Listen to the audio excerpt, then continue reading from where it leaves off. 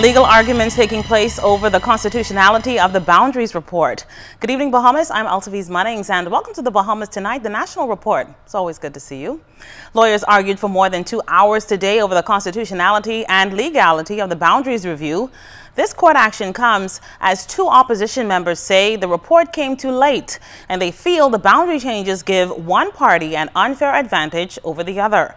Janae Noel Ferguson was in court today for the proceedings. Attorney Michael Scott represented the Fort Charlotte MP Dr. Andre Rollins and Montague MP Richard Lightbourne in the hearing of an application before Justice Ian Winder to review the Boundaries Commission report tabled in Parliament and passed Wednesday. He went head-to-head with the government's legal representative, Attorney Lauren Klein, who maintained that there was no basis for their claims. Now, Scott argued that the Boundaries report should have been tabled on or before November 16, 2015. That would have been 5 years to the date when the last report was tabled. He said there was no excuse for procedural slackness and also argued that the report was infected by bias, and as a consequence, it should be null and void. Low voter registration, he said, also a factor, as about 104,000 persons are registered when there could be up to 200,000 eligible to vote. He also said that he would be prepared to call for an injunction preventing the Governor General from signing off on that report and having it gazetted. He cited a similar case in the St. Kitts and Nevis where a judicial review was granted, claiming that the same should apply. Meanwhile, Klein opposed the judicial review on behalf of the government, noting that Scott had not provided any evidence to support his claims. He added that there was no reasonable prospect for their success. The points made by Scott, he said, were political, and the only semblance of an argument was the fact that the report was late. He, however, charged that that alone does not give rise for a review. While the report should be criticized, Klein says called for the old register should not stand. While outside of court, Scott took issue with House Speaker Dr. Kendall Major for allowing that report to be debated and passed.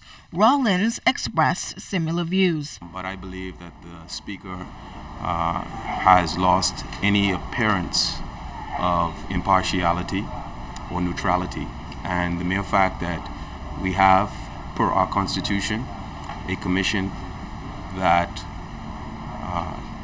requires the Speaker serve as chairman is further proof that the failure to pass the referendum in 2002 that called for the creation of an independent boundaries commission was indeed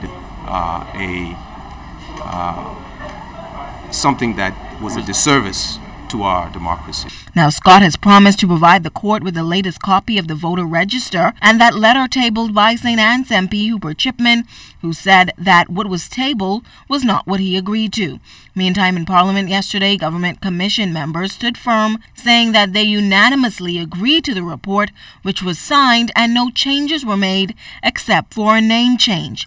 While the Constitution allows for Prime Minister Perry Christie to make changes to the recommendation, Scott said that full disclosure should have been given. Meanwhile, he said that if the new register is allowed and the judicial review is not granted, the upcoming election could be called into question. You will have an election whenever it's called that is suspect. And if it's suspect, right, no Bahamian can have any confidence in the outcome of the result. And that should cause all of us concern, all of us, every one of us concerned. You will end up with a flawed, tainted, and bogus election result. Now, Justice Winder is expected to rule on the matter next week, Tuesday at 2 p.m. Janae Noel Ferguson, ZNS Network News.